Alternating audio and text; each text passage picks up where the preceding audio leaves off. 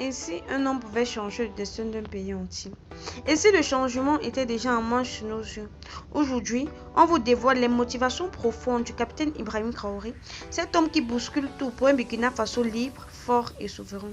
Si vous croyez en l'Afrique qui se relève, abonnez-vous maintenant à cette chaîne.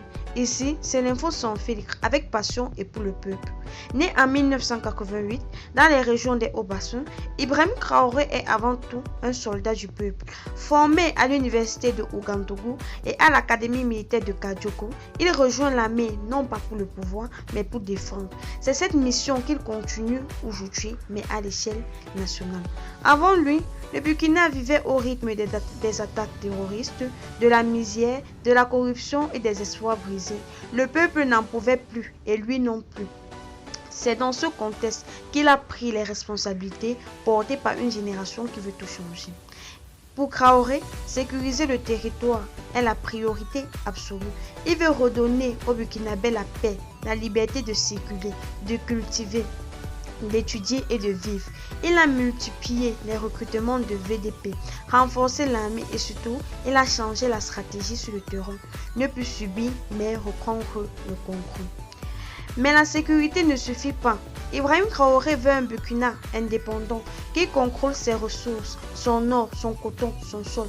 Il dit non à l'ingérence et ça dérange. Il parle de fonder une économie patriotique basée sur les besoins du peuple, pas sur les dictats étrangers. Sa plus grande force, c'est la jeunesse. Il veut en faire du moteur du changement. Plus de discours creux. Il veut des formations, des emplois, des opportunités concrètes. Il a dit clairement, je suis de cette jeunesse et je me battrai pour elle. Au fond, ce qu'Ibrahim Traoré veut, c'est une résolution morale et patriotique.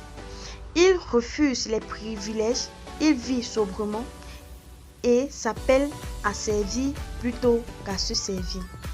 Un discours rare en Afrique qui inspire au-delà des frontières.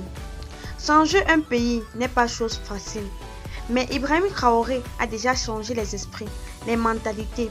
Il a rallumé la flamme de l'espoir et ça, c'est le plus grand espoir.